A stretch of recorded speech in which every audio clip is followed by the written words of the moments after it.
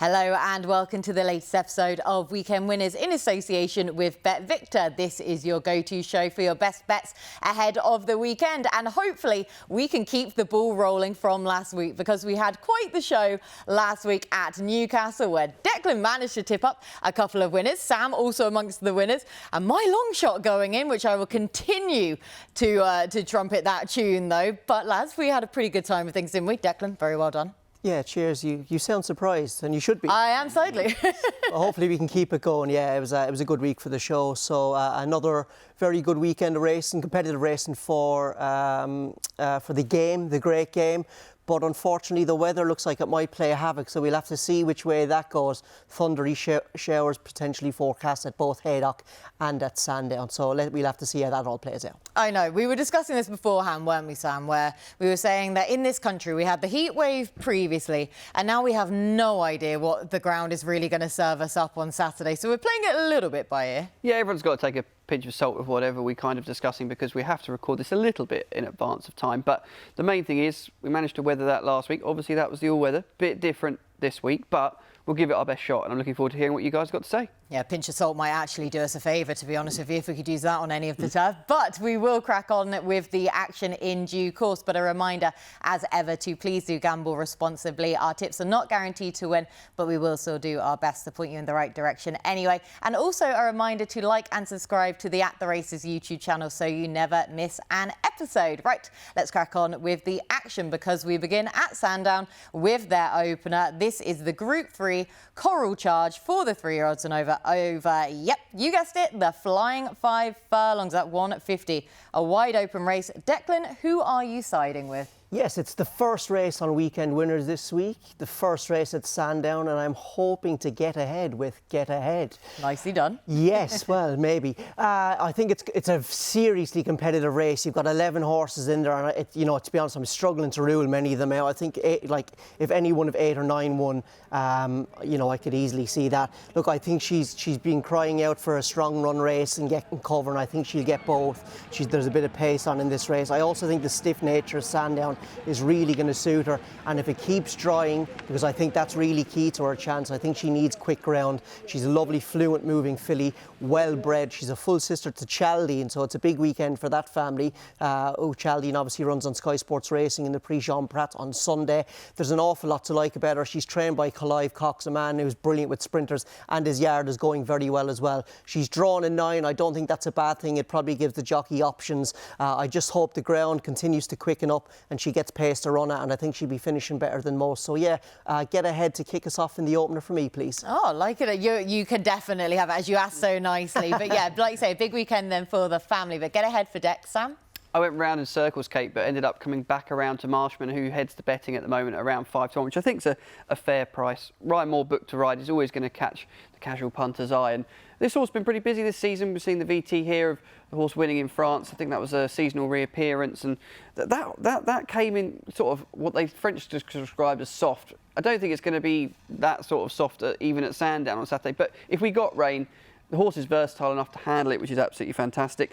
Last time out at Royal Ascot, just slightly deeper waters, but wasn't disgraced by any stretch of the imagination. Was a little bit of each way money as well on the day for this horse, and I just thought back in these slightly calmer waters, I think with a good pace to aim at, I think the horse will be there or thereabouts. OK, then Marshman Sam. Now I'm going to go for a third and final different selection because it's just that type of a race, isn't it? I mean, I'm so looking forward to it because it's so competitive, so wide open.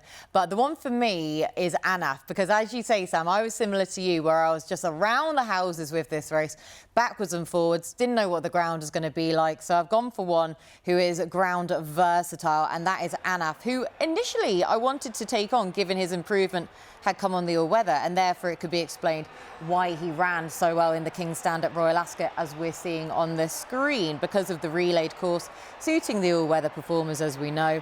That was a career best from him, beating his York and Haydock runs prior.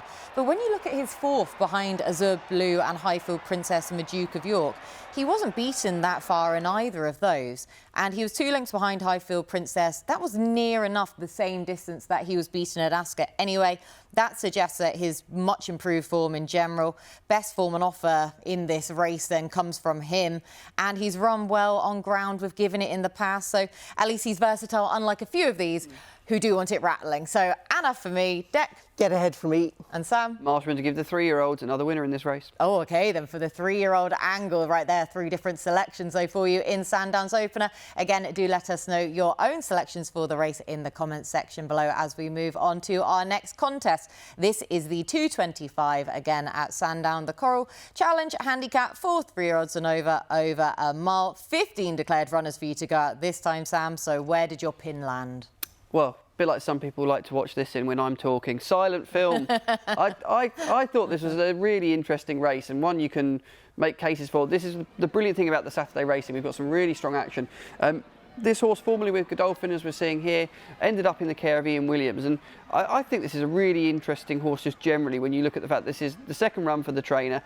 William Buick back on board, obviously knows him from his time at Godolphin. And I think that's a very astute booking. Obviously, anything William gets on outside of that stable at the moment, you've got to think his agent's going to be trying to do everything in his power to put him on the right horses for the big days. I think a mark of 99 now is just really interesting for this horse. I kind of felt the Royal Ascot run was better than probably the showing of it, given which side of the track the horse was. And I think just there's plenty to work with there. And a double figure price I thought was a nice each way play in the race. And I am in total agreement. I thought I was being really shrewd with this one when I came up with silent film, and then straight away you came forward with this selection. But sorry to interject though, Deck, but just to further bolster Sam's thoughts though on the silent film. Fascinating second start for Ian Williams, as you say. William Buick, such a notable booking, who knows this horse better than anyone to be getting the ride on him this time around. And as you say, I don't know how much he changed hands for, but his run in the Buckingham Palace, he was a big price for that. And focusing on a Royal Ascot contest on a later start to go into this particular contest has been a positive trend in recent years anyway. And he finished 8th, so he was way outrunning his price anyway, but second of his group. And as you say, he could be marked up because he was towards the far side. The winner, Witch Hunter, the second horse, Croupier, raced down the centre. Silent film could be marked up for that, and running off of a £1 lower mark, he will do for me as well. Deck, you're not going to further bolster it, are you? No, I'm going somewhere else. It's a good race. We've got obviously 15 runners in there. It's seriously competitive stuff. Just from a tactical and pace point of view, I think it could potentially get a little bit tactical. Spirit Catcher is in there, who likes to go forward. He wears a hood and he can get quite fizzy. I'm hoping he's having one of his fizzy days. May Sung is another horse who likes to go forward and is going to be ridden by a £7 claimer. I'm hoping, maybe the claimer's inexperience can tell in the horse and they go a good galloping. I'm hoping they'll set the race up for Indemnify. I really like this horse. He was very impressive over this course and distance 44 days ago. He beat a good solid yardstick in Helm. What's the horse's name again? Keep forgetting. In Helm Rock. And who's been in good order, but I thought, given he was fresh and he was keen, he just had to be taken back, and he got quite a bit behind in a tactical run race, and I thought to pick up Helm Rock like he did on that occasion was a seriously good performance. Obviously course and distance form. I just hope that there's, as I said, a bit of pace in the race. He's not like a massively wildly keen horse, but it'll just help Kieran O'Neill settle him. He's also got a wonderful pedigree, this fella. He's by Lope de Vega, and he's from the family of Phoenix of Spain. So, he's bred to be a lot better than this. He actually went to the sales at Royal Ascot the day before Royal Ascot, and I think he made 120,000. That's the potential negative in this. He has been moved yards from Roger Varians to Alice Haynes, and that's not a slight on Alice Haynes at all. It's just something, some horses can take these things in their stride. I'm hoping he's going to be one of those, and if he is, I think he'll run it very well. I'm actually pretty keen on him, especially if he gets some pace to run at. So yeah, he will do for me, please. Okay, then Indemnify. But as you say, he was one of those big London sales horses, and that sale is just wild, isn't it? But Indemnify for you. We're both with silent film. I do also have another bigger price selection, but you'll have to stay tuned for that because I will be revealing that other horse later on in the show as we move on to our next race. This is the big one. This is the Group 1 Eclipse for the 3-year-olds and over a mile 4 at 3:40 at Sandown. We have the battle between Paddington and Emily Upjohn. Frankie Dettori, evidently suspended. William Buick takes the ride on Emily Upjohn. Do we have Dubai Honour in here as well as West Wind Blows, the rank outsider at 22-1. So, Dec, how are you playing the Eclipse? Yeah, a real sickener. Amnat's not made the final field. He had a foot abscess there on the day of declarations. You know, he would have been, obviously he would have added to the race, but he's also a proper 10 furlong horse. So in terms of form, we could have gauged how these horses are going. So a bit of a sickener there. Thank God West Wind Blows runs actually, because there'd be no pace in the race if he didn't go. Although with Jamie Spencer, you never quite know what he's going to do. He could maybe hold him up, but I think if Jamie's going to win the race, he's not going to out sprint these. He's got to go forward and make it a good even test and hope that they kind of give him too much rope. But look, I've just sided with Emily Upjohn. Basically, the case was threefold. One, she's got course form here at Sandown, which Paddington doesn't have. Two is Paddington, I think, has had 4 or 5 runs already this season, so he's been busy. Emily Upjohn's a bit fresher. She's only had 1.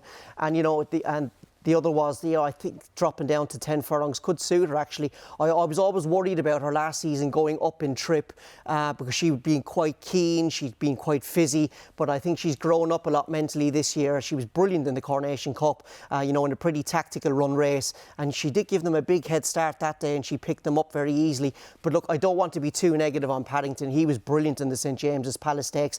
I just thought the third reason why I maybe wanted to take him on is he's been a slow burner mentally, but the penny has really dropped with him now. And to me, he raced like a miler who thrived off that strong gallop over a mile. So going up to 10 furlongs in a race that won't be as well run, I'm hoping he runs and travels like a miler and might be a little bit keen.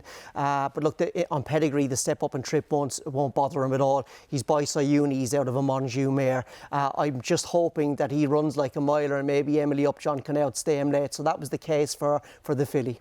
Oh, OK, then case for the filly. I'm just more amazed of anything that you mentioned the Eclipse without mentioning Hawkwing. So that was the more surprising thing about anything else. Week on week, we're trying to get a little bit more professional. So we got a good mention the weekend of the Lockinge. So, you know, we're trying to be professional. Trying to be, yeah, exactly. I say trying to be, as I mentioned earlier, where I accidentally said it was a mile 2, of course. So splitting the difference between the two horses' respective trips that we've been seeing of Paddington and Emily Upjohn so far. But Emily Upjohn then for Declan. Sam? Paddington for me. I've got to side with the younger horse here. Since Golden Horn's year, I think 5 renewals have gone to 3-year-olds, and I'm a massive fan of what this horse has achieved to date. Obviously, we saw him to great effect at Royal Ascot, and I take Declan's point about obviously been a really busy horse, and I find it fascinating. Connections are talking about taking this race en route to the Sussex, so they're not going to potentially slow down should he be successful or go close here without any sort of mishap. And I think that's a really interesting point. He's clearly thrived so far to date on his racing. Yes, this will be the toughest test to date, I imagine, with a horse the calibre of Emily Upjohn in here, but the pace of the race as well. Connections have come out and suggested that what they could do is, you know, Ryan can kick on if he wants to. Ryan Moore on board, I'm not as worried, because if it does turn into a race that won't suit him, he can flip that back around. The course, I take that angle from Declan as well, but this is a horse that I think could be seriously good. Just the improvement that has come throughout the ranks has impressed me, and I can't really look against him. For all I respect Emily Upjohn and think she's a fantastic filly, I'm leaning towards Paddington at the prices. Yeah, no, I am as well. Where initially I tried to take him on, I saw him at the head of the market and thought, oh, surely I'll try and take him on then up in trip here. But the damn side of his pedigree suggests further. I mean, he's been dubbed as the second coming of the Iron Horse, hasn't he? After Giant's Causeway, the path that he took, well, Paddington seems to be taking a very similar approach then for this yard. And like I say, the fact that they're even talking about a potential tilt at the Arc should his season go as well as it is, that would just give you every bit of confidence about his stamina over this trip. I'd imagine they'll probably want to get a bit of cover. Hopefully that West Wind Blows will go forwards then and just give him that bit of cover to make sure that he is at home then with getting this trip for the first time. But yeah, Paddington for me though, initially trying to take him on all season, but I think I finally have to succumb to how impressive he was last time out. It was the highest RPR posted in the Group 1 since Kingman in 2014 as well, which just goes to show how impressive he was. So Paddington for the pair of us two, Emily Upjohn for Dec. Fascinating renewal, fascinating clash potentially between those top two in the market. Do let us know again your selections for the Eclipse as we move on to a different venue, because of course the Eclipse isn't the only Group 1 on the day. We also have the Grand Prix de Saint-Cloud, this time over a mile for the 4-year-olds and over, which can be watched on Sky Sports Racing, of course, at 3:55. Sam, is this a penalty kick for Westover? Yeah, I'm not going to sit here and profess to being a French expert. I do catch quite a lot of it on Sky Sports Racing, but what I would say is I think they've just found a brilliant opportunity for Westover here. Obviously, you've got the pacemaker in there as well, which means the field size being a small size isn't going to really be an issue for the favourite. I won't be backing him at 2 to 5, but I just think it'd be really good to see him obviously go one better than he managed at Epsom last time out. It's a really unoriginal thought, but I just think he'll take all the beating and give Rafe Beckett another nice winner. I know, it does look a good bit of placing, doesn't it? A good race found. But if he doesn't win this, we are going to be asking some serious questions of Westover, though. But you're saying it's a very good opportunity. Deck, do you agree? Yeah, I think Rafe Beckett and the Judmont team have got to be applauded here. They picked out a lovely race for him to win his first Group 1 as a 4-year-old. Obviously did win a Group 1 at 3, won the Irish Derby, bolted up there. And he put together a good CV, I thought, last year. He was very unlucky in the Derby at Epsom when he finished 3rd. Then he won the Irish Derby, bolted up there. And I was actually worried about him after the King George, because his head just looked fried that day. I thought he could really go the wrong way. But the Rafe Beckett team, they backed off him. And I thought, you know, even though he was well beaten in the arc on ground, that was probably too soft for him. I just thought it could probably go to show the talent of Rafe Beckett and his team. They got him back fresh, and he looked a much more straightforward horse. This season, so far, he had an early start to the season. He ran 2nd in the Shima Classic behind that superstar Japanese horse Equinox, and he was comfortably the 2nd best horse in the race. And then he ran very well behind Emily Upjohn as well. I just thought the tactical nature of the race, you know, I think the finishing speed percentage was about 112 on firm ground, didn't suit him, but I thought he settled well, looked a bit more professional. And I just love that Judmont and Rafe Beckett are using their resources here and putting a pacemaker in for him. Would I back him at 2 to 5? Probably not. I think that's probably a little bit short on form. I'm happy to watch him, but obviously, as the market suggests, he's the most likely winner. Yeah, you say about that price, and that's the approach I was taking with this race, where we're seeing him at 2 to 5 currently priced up. That would not be a price that would entice me to back a horse like Westover whatsoever. So got to put some cold-hearted facts and betting perspective to this, and I would rather take him on and back Zagray at 3 to 1 here. Now, I know that Westover obviously has his pacemaker, and this race may well just set up perfectly for him, but I just can't trust him at all. And yes, he may be kidded into winning this race. He is the most talented horse in here by quite a way, but he's not straightforward for me. So I want to take him on with Zagray, who we can see in shot, who may just need this after his 105 days off of the track. But he did prove himself after 3 months off when signing off last campaign with a listed win. Now, this is a whole different kettle of fish and Group 1 company, of course, but his second behind My Prospero last season in a Group 2 was right up there. Second behind Nation's Pride in Meydan was very good as well. And as you say, his first try over a mile 4 last time out, where also it came in Meydan, just 2 lengths behind Westover and Equinox, the aforementioned superstar horse, the world's best horse, most would probably say nowadays.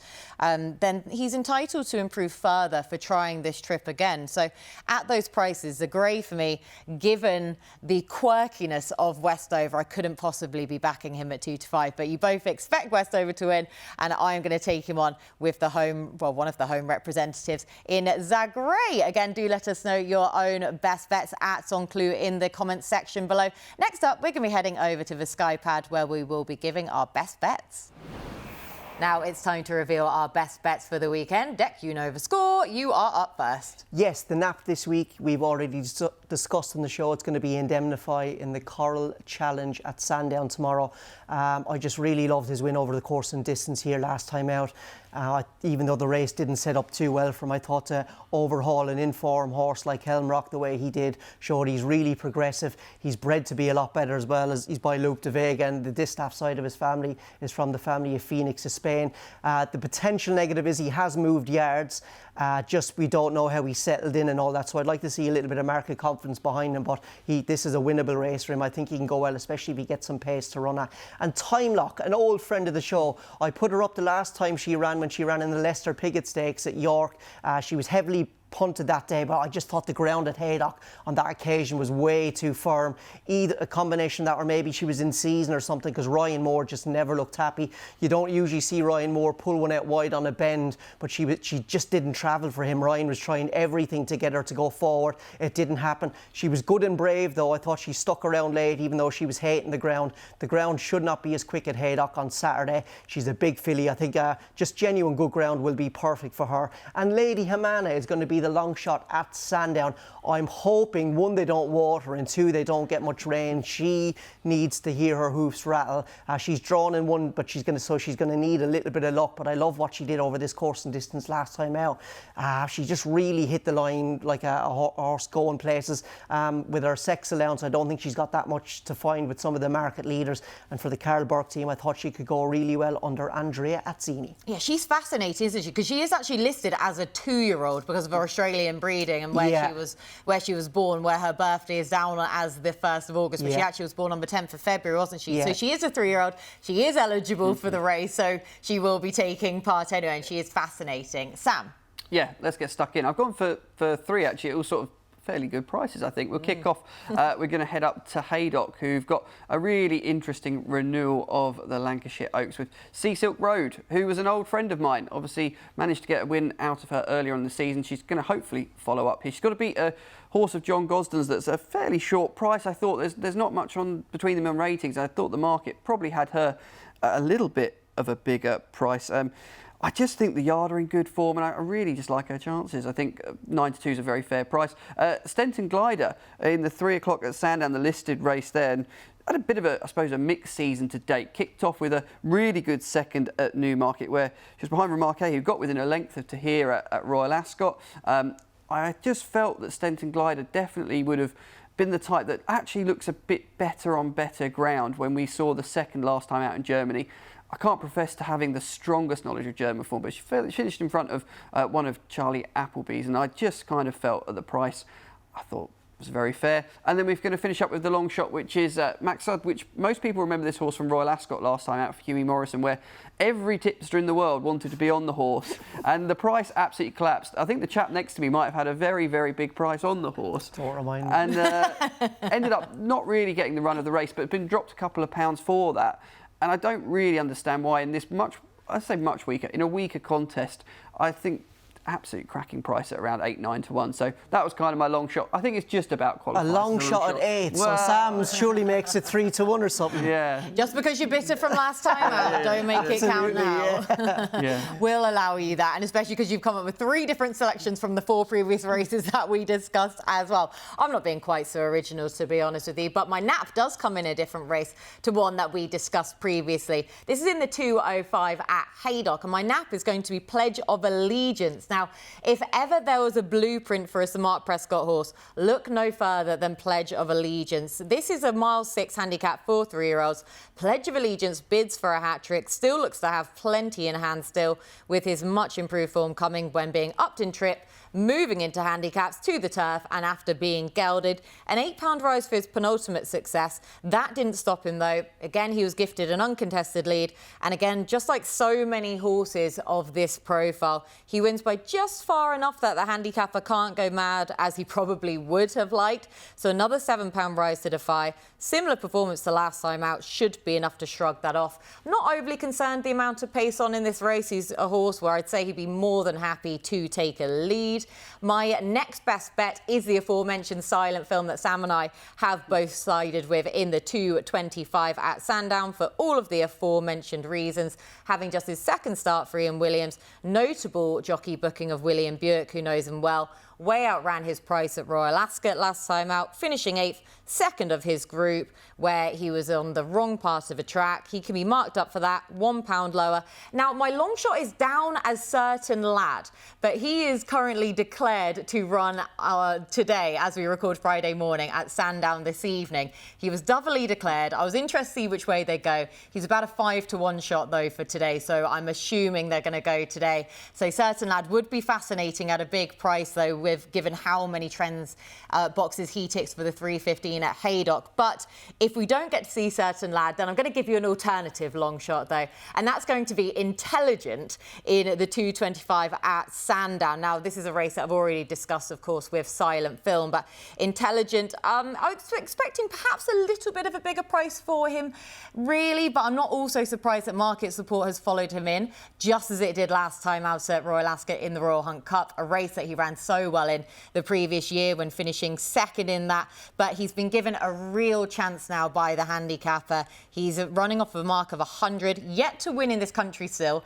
Far from straightforward, is often walk to post, so don't be put off if you see that from Intelligent this time around either. And a few of his form lines just suggest that he is very well treated still. He is an 8-year-old, that's going to be the biggest question, but Intelligent is going to be my alternative should Certain Lad take up his engagement at Sandown tonight. Right, that is everything from us on this week's show. A big thank you to Declan and to Sam for all of their hard work as per usual. A big thank you to you at home for watching and for getting involved in the comments section. We'll be back next week where we will be previewing the July Cup as well as Ascot's Summer Mile.